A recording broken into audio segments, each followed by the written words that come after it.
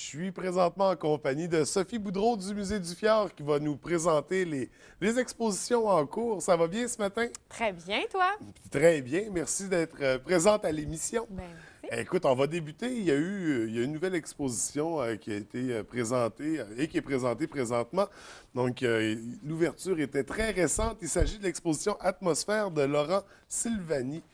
C'est quoi exactement?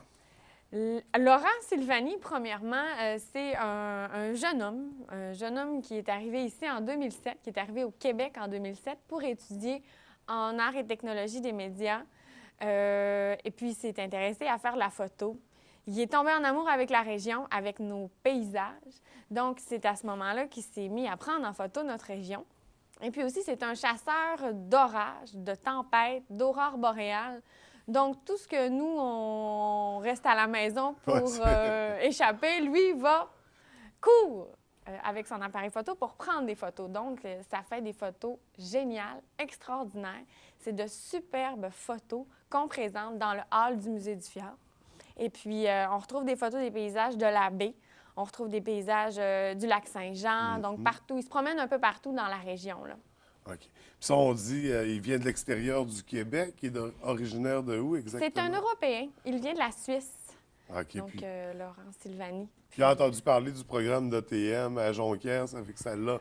C'est ce qui l'a fait venir au Saguenay? Oui, je croirais que oui.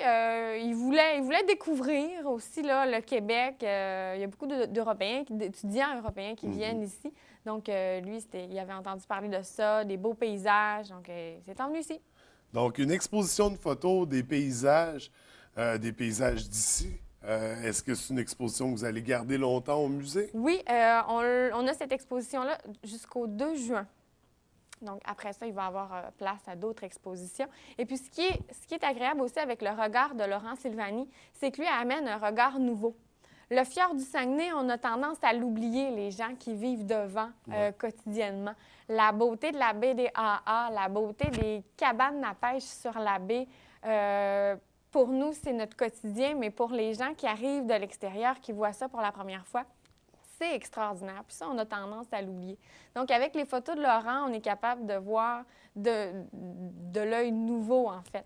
Fait qu'il nous remonte notre région, mais avec un œil extérieur, une vision différente de celle qu'on a de nos paysages quotidiens. Qu'on oublie. Oui, carrément. On oublie la beauté. Il faut partir pour s'en rendre compte à quel point c'était beau.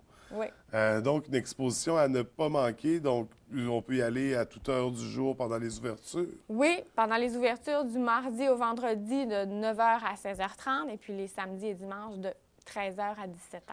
Puis au niveau des photographies, c'est en grand format ou c'est... Il va y avoir des plus petits formats et puis il va y avoir des grands formats parce que notre muséographe, M. Jean Tremblay, ne pouvait pas présenter des petites photos de ces paysages-là. Donc, une photo particulière de Ville-de-la-Baie où on voit le musée du Fjord avec un double arc-en-ciel. C'est vraiment magnifique. Et puis celle-là, précisément, est en format géant, si on veut.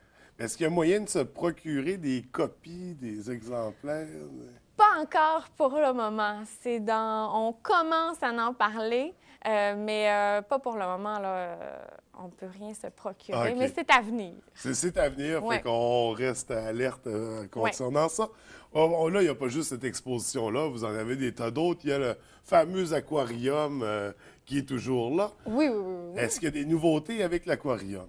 Dans notre aquarium, évidemment, on retrouve des espèces du fond du fjord du Saguenay. Donc, les pêcheurs qui ne sont pas capables de prendre de poissons peuvent venir assurément voir dans notre aquarium là, pour voir qu'est-ce qu'ils peuvent pêcher, évidemment. On a toutes les espèces de poissons de fond. On a toutes les espèces. On a certaines espèces de poissons de fond qu'on retrouve dans le fjord du Saguenay. Puis, on parle de combien d'espèces en tout? On parle de 25 espèces. OK. Qu'on retrouve dans notre aquarium pour le moment, tant d'invertébrés comme des oursins, des concombres de mer, des étoiles de mer, des soleils de mer que des poissons. Okay. Puis il y a toujours les bassins tactiles. Oui, on a toujours nos bassins tactiles où là, on peut manipuler les étoiles de mer, les concombres de mer et puis les autres espèces comme ça. Puis avec le grand écran tactile aussi, où on peut aller chercher les informations, plus d'informations. Oui. Ensuite de ça, il y avait, cet été, vous aviez lancé projet multimédia, on parlait de 3D, qui est Ouais. comme du 3D sans lunettes.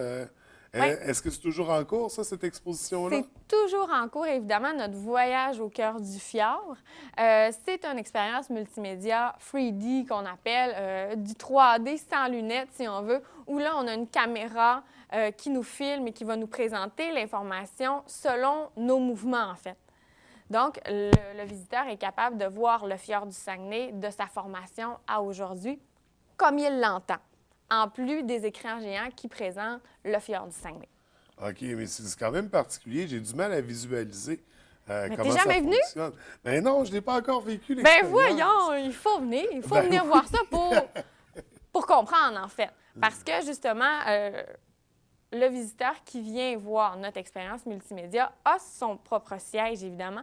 À son siège, il va y avoir un écran, un petit écran qui donne des informations supplémentaires quant à la projection qui est présentée dans les grands écrans. Donc là, il va aller chercher des informations sur la formation du fjord, par exemple, très précises à l'époque glaciaire, comment tout ça s'est formé à partir de son petit écran. Et puis l'information va bouger selon les mouvements grâce à la caméra qui est intégrée dans l'écran. OK, fait que c'est pas une grande salle avec 200 places, ça aussi. C'est une grande salle avec 60 places. Avec ça, OK, quand Ouais. même, quand oui, même. oui, oui, avec un décor complètement capoté, parce que moi, j'ai juste ce terme-là dans la bouche pour exprimer notre décor de notre Fait que vaisseau capoté, navire. c'est le mot. Oui, c'est capoté, oui. Puis je veux savoir, puis les gens choisissent l'information. Est-ce que ça veut dire que si je le fais 2 fois, je peux vivre l'expérience différemment 2 fois? Ça ne sera pas très différent parce que l'information reste la même, mais c'est vraiment la vision qu'on va avoir là, de la chose qui va être différente. Et puis, c'est un spectacle qui est présenté en 5 langues. Donc, ça, ce qui est très particulier pour la région. Donc, quand on reçoit des gens des croisières, ils sont évidemment très surpris de cet accueil-là au Musée du Fjord, puisqu'on présente le spectacle là, selon leur volonté, en fait, selon leurs besoins. Puis 5 langues, on se doute bien qu'il y a français, anglais, espagnol, Italien, allemand. italien, allemand. OK. Ouais. Donc, toutes les langues principales européennes. Tout le monde, oui. Tout le monde est inclus. Oui. Ensuite de ça, donc, ça, c'est l'exposition multimédia. Il y a toujours les géants des océans. Oui, tout à fait. Notre exposition sur les baleines du Canada. Et puis, jusqu'en juin.